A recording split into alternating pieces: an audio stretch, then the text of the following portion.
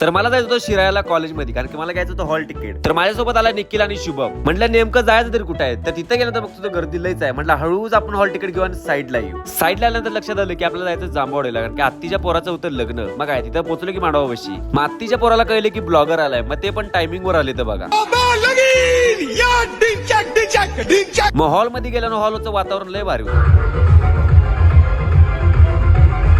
आता तुम्हाला नवरदेव धावतो. नवरदेव एकदम कडक मध्ये नटलेला बघा. मग इकडे तिकडे लक्ष दिले की बघितले की बारक्यात आणि बाबू मामा पण आले ते बघा. मग त्यांच्यावर पण गाडी घेतली. मग तेवढं झालेलं तांदळाचं टायमिंग. मग बसलो की एकत्र. आणि तेवढं नवरी आणि नवरदेव पण आले ते बघा. त्यांच्या मागे संचिता आणि संवादा पण आलाय. भावांच्या स्माईलला तोडच नाही. मग अक्षता म्हणा चालू केले बघा. लग्नात हे पोरगं खूप खुश होतं. तांदूळ टाकल्यानंतर महत्वाचं काम. पहिलं जायचं जेवायला. मग गेलो की जेवायला. जेवून झाल्यानंतर दुसरं काम.